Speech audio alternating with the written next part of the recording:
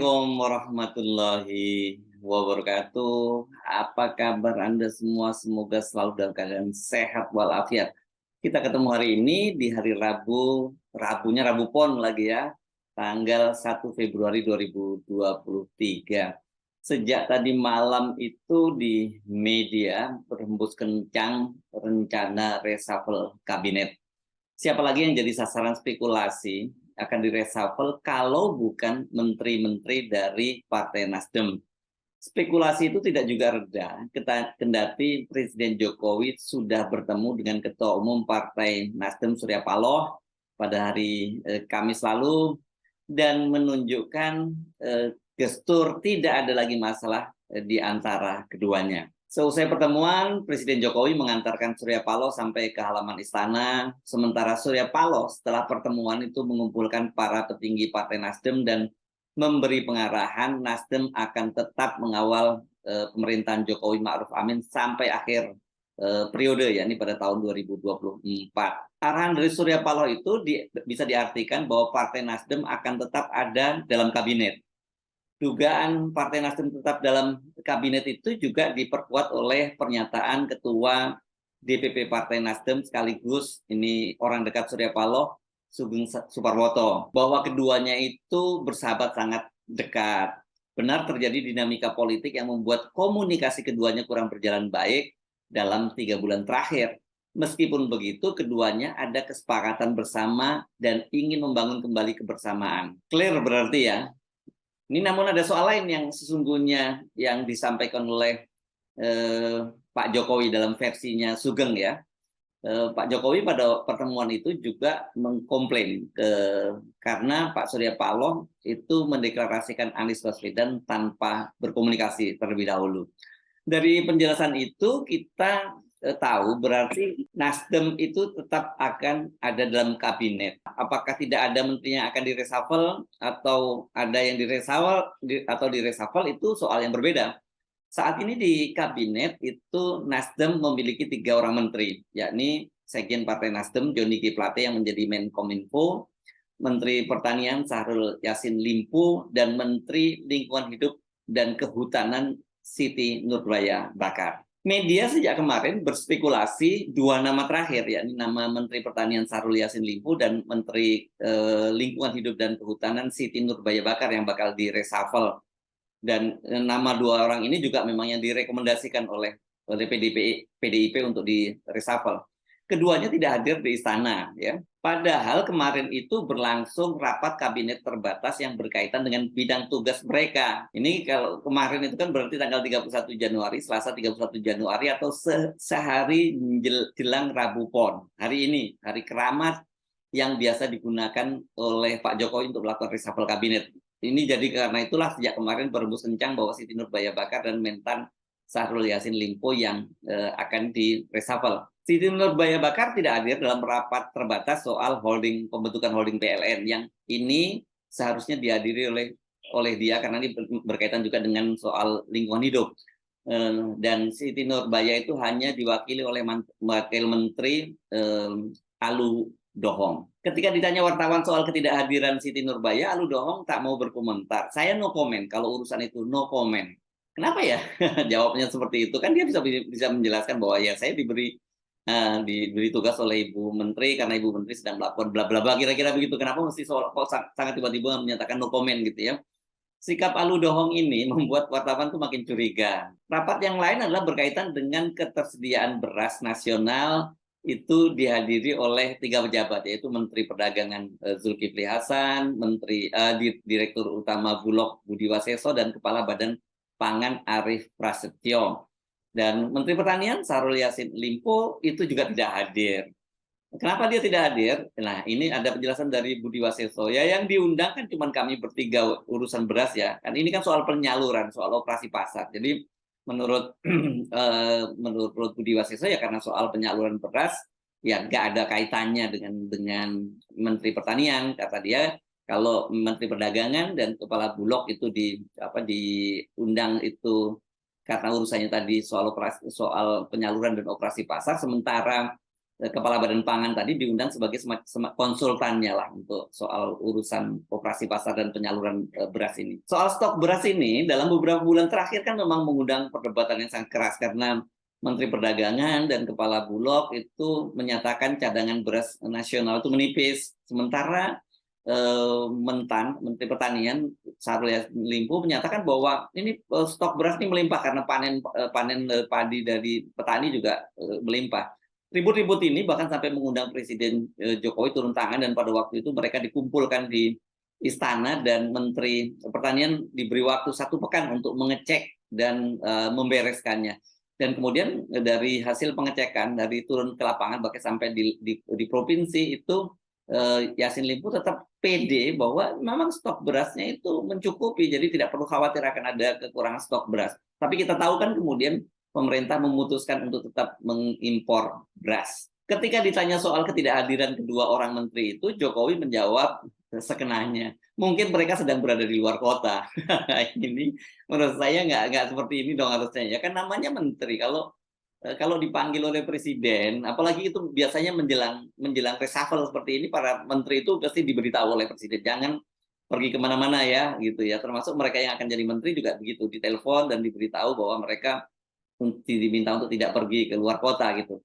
Jangankan di luar kota ya, di luar negeri pun itu kalau memang dibutuhkan oleh presiden tuh mereka harus segera pulang. Walaupun punya 3 orang menteri di kabinet, tapi memang 2 nama ini, Menteri Pertanian dan Menteri Lingkungan Hidup dan Kehutanan, tampaknya yang jadi target sasaran agar di reshuffle ini khususnya oleh PDIP.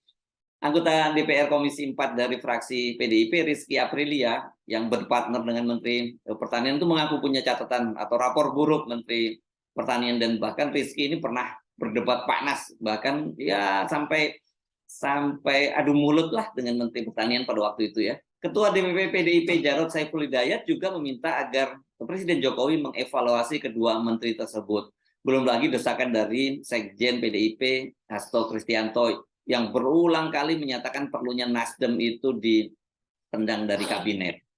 Bagaimana penjelasan dari Presiden Jokowi? Tadi malam ketika menghadiri ulang tahun PSI di Gedung Jakarta Theater, Pak Presiden Jokowi ditanya wartawan, apakah benar besok, itu maksudnya hari ini, akan ada reshuffle? Dan Jokowi menjawab bahwa besok sore saya ke Bali, pagi saya masih di Jakarta, dan besok itu Rabu Pon, Kamisnya Kamis Pak Wage. Ini kelihatannya Pak Jokowi bercanda nih ya. Ya ditunggu saja besok ulangnya. Dari jadwal kegiatan Presiden seperti disampaikan oleh Deputi Bidang Protokol Pers dan Media, Bey Mahmudin, acara pagi ini Presiden adalah ada kegiatan namanya Mandiri Investment Forum. Kemudian siangnya ada acara internal dan baru sore harinya terbang ke Bali. Tidak disebutkan ada reshuffle dalam jadwal kegiatan Presiden. Diduga ini pada acara internal itulah sebenarnya reshuffle akan dilakukan.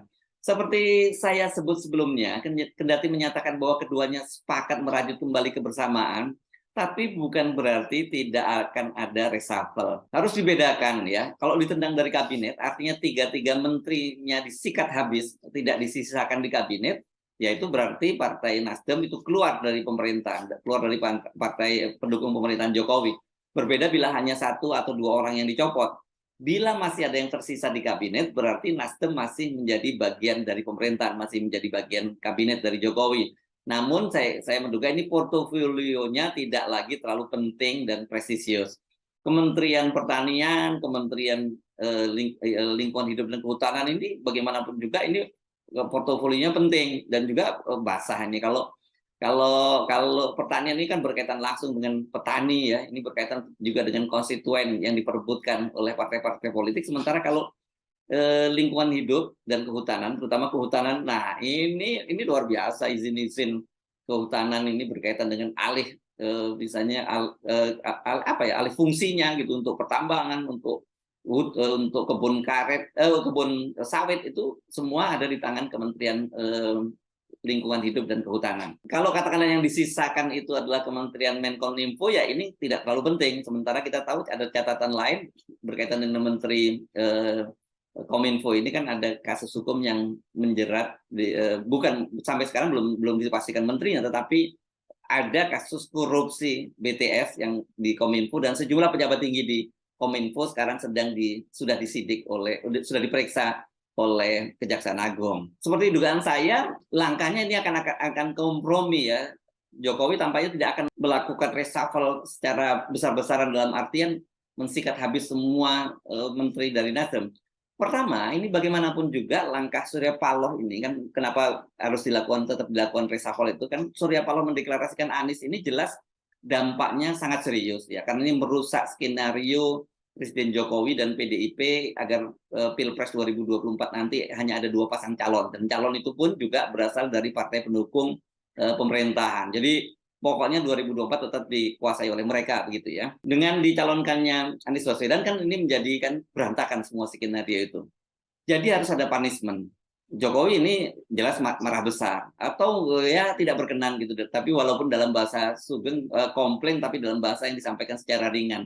Mungkin ya kemarahannya sudah mengendap lah karena sudah 3 bulan nggak bertemu gitu ya. Tapi soal ini kan kemudian bahwa soal dibicarakan soal pencapresan ini dibantah oleh Pak Jokowi. Jadi mungkin juga Pak Jokowi merasa tidak nyaman ketika disebut ada soal komplain ini. Karena ketika hadir dalam HUT PSI tadi malam, Pak Jokowi juga meminta agar dia tidak dikait-kaitkan dengan soal pencapresan. Sebab pencapresan itu kata dia adalah urusannya dari partai koalisi, bukan urusan presiden. Yang kedua, tentu saja Pak Jokowi harus menimbang-nimbang perasaan PDIP dan partai-partai lain. Ini kalau PDIP khusus ini mesti saya jabarkan ya karena PDIP kan jelas berkali-kali mendesak agar ada reshuffle. Dan kedua dari sisi partai lain bila tidak ada punishment itu bisa membuat partai lain berpikir dan mengambil langkah yang sama dengan Nasdem ya bikin deklarasi pencapresan gitu. Misalnya yang mereka yang berada sekarang di KIB, Koalisi Indonesia Bersatu, Golkar, P3 dan PAN bikin pencapresan yang beda dengan ekspektasi dari Jokowi gitu ya. Toh ketika Nasdem melakukan langkah yang jauh lebih serius dengan mencalonkan Anies, toh tidak ada punishment, tidak ada tindakan apapun, tidak ada hukuman apapun dari Presiden Jokowi. Saya kira itu yang harus diperhitungkan. Sementara untuk PDIP tentu saja tidak bisa diabaikan begitu saja permintaannya karena Jokowi ini adalah petugas partai ya karena dia kan diusung oleh PDIP sejak dari wali kota di Solo jadi gubernur di DKI Jakarta dan presiden sampai 2 periode. Cuma memang kita tahu dalam beberapa waktu belakangan ini hubungan Pak Jokowi dengan Ibu Mega itu tegang. Satu karena Pak Jokowi bolak-balik ingin menyatakan memperpanjang masa jabatan dan menunda pemilu dan kalau tidak mencalonkan kalau itu gagal mencalonkan Ganjar Pranowo sementara Ibu Megawati tegas tidak ingin menunda pemilu dan juga memperpanjang masa jabatan Pak Jokowi. Jadi seperti saya tetap dalam posisi seperti yang sebelumnya saya sampaikan bahwa tidak adanya reshuffle hari ini, ya itu tidak lagi penting, tidak lagi artinya. Mengapa? Karena gini, reshuffle itu sebenarnya tujuannya hanya 2 saja. Satu, tentu saja memperkuat kinerja kabinet. Itu artinya mengganti menteri-menteri yang tidak perform kinerjanya ya. Dan yang kedua ini memulihkan kepercayaan publik agar pemerintahan itu lebih legitimit. Ini dua-duanya saya kira nggak dapat ya kalau toh kemudian ini karena jelas ini nuansanya lebih pada pada politik ya. Kalau toh ada menteri-menteri di kabinet menteri Nasdem diganti orang tahu ini pasti alasannya politik. Kalau toh kemudian alasannya kinerja, kenapa banyak menteri lain juga kinerja yang buruk tidak direshuffle gitu. Yang kedua, kalau untuk memulihkan kepercayaan publik, justru menurut saya kalau tidak di reshuffle, ini publik akan semakin tidak percaya, terutama dari kalangan oposisi, itu akan makin tidak percaya dan mereka menganggap bahwa reshuffle ini betul-betul semata-mata karena pencapresan Anies Baswedan. Saya Arif, sampai jumpa lagi. Wassalamualaikum warahmatullahi wabarakatuh.